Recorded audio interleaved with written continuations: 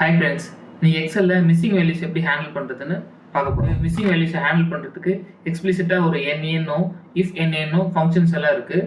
அதை நம்ம எப்படி எஃபெக்டிவாக யூஸ் பண்ணலாம்னு சொல்லிட்டு இந்த வீடியோவில் பார்க்கலாம். ஸோ ஃபார் எக்ஸாம்பிள் இங்கே எங்கிட்ட இருக்கிற டேட்டா செட்டில் நான் ஈக்குவல் டு வி லுக்அப் நான் 10 என்ற வேல்யூ இந்த லிஸ்ட்டில் நான் சர்ச் பண்ணுறேன்னா எனக்கு என்ஏன்னு வருது. Same like that equal to மேட்ச்னு கொடுத்துட்டு ஒரு 10 என்ற வேல்யூவை நான் இந்த லிஸ்ட்டில் சர்ச் பண்ணேன்னா எக்ஸாக்ட் மேட்ச்ல எனக்கு என்ஏன்னு வருது. எல்லா மிஸ்ஸிங் வேல்யூஸும் உங்களுக்கு என்ஏன்னு தான் உங்களுக்கு ஷோ ஆகாது.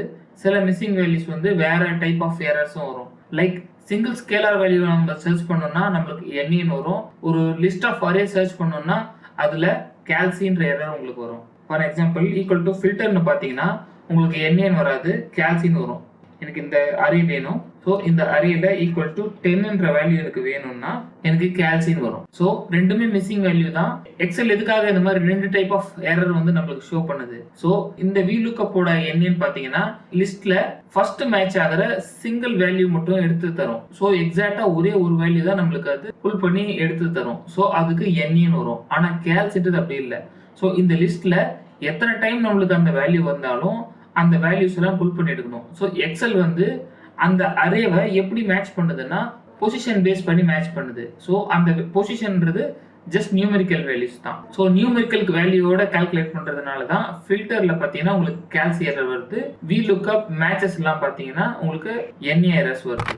ஸோ கேல்சியை எப்படி ஹேண்டில் பண்றதுன்னு சில மெத்தட்ஸ் இருக்கு. ஃபார் எக்ஸாம்பிள் கேல்சின்ற இடத்துல லைக் இங்க எக்ஸ்பிளிசிட்டா ஒரு பேராமீட்டரே கொடுத்துட்டாங்க, கம்மா கொடுத்து இன்கேஸ் ஏதாவது எம்டி வேல்யூஸ் இருந்துச்சுன்னா இந்த கேல்சி எரரை வந்து நம்ம என்ஏ எரரா கன்வெர்ட் பண்ணிக்கலாம். எப்படின்னா இந்த இடத்துல என்ஏ கொடுத்துட்டு ஓப்பன் அண்ட் க்ளோஸ் பிராக்கெட் கொடுத்துட்டு என்டர் பண்ணா ஸோ என்ஏன்றது ஃபங்க்ஷன் வந்து ஜஸ்ட் அன் எரர் தான். வித்தவுட் எனி பேராமீட்டர்ஸ் என்ஏ வந்து ஜஸ்ட் எரர் வந்து ப்ரொடியூஸ் பண்ணும்.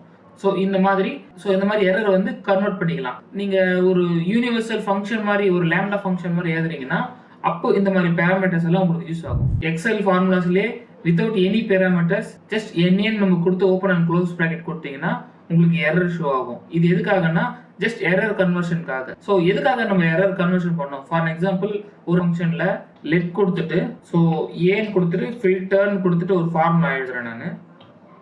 ஸோ எனக்கு அந்த ஆன்சர் வந்துச்சு. ஃபார் எக்ஸாம்பிள் நெக்ஸ்ட் இந்த ஏவை வச்சு நான்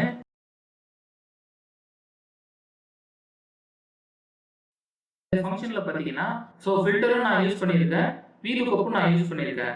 ஒரு வேல்யூவோட அவுட்புட் மற்ற ஃபங்க்ஷனோட இன்புட்டா மாறும்போது லைக் நம்ம இஃப் என்ஏ கொடுத்துட்டு ஸோ இந்த இடத்துல இன்கேஸ் வேல்யூ எதுவும் கிடைக்கலன்னா என்ஏ எரர் கொடுத்துட்டு நம்ம க்ளோஸ் பண்ணிட்டோம்னா எனக்கு என்ஏ எரர் சேஞ்ச் ஆகும். ஸோ இந்த என்ஏ எரர் வந்து நான் கடைசியா ஸோ கிடைக்கக்கூடிய அவுட்புட்ல இஃப் என்ஏ கொடுத்துட்டு எனக்கு என்ஏ ரெஜிஸ்டர் வச்சுன்னா நோ டேட்டான்னு கொடுத்துட்டு எனக்கு தேவையான அவுட்புட்டை நான் கன்வெர்ட் பண்ணிக்கலாம். ஸோ இதுவே எனக்கு என்ஏயும் கேல்சியும் மாறி மாறி வந்துச்சுன்னா ஸோ எனக்கு அதை ஹேண்டில் பண்ணுறது கஷ்டமா இருக்கும். ஸோ நான் யூஸ் பண்ண இஃப் என்ஏ ஃபங்க்ஷன் வந்து ஜஸ்ட் ஒரே ஒரு பேராமீட்டர் தான் இன்புட்டா எடுக்கும். அது வந்து எரரா இல்லையா ஈக்குவல் டு இஃப் என்ஏ.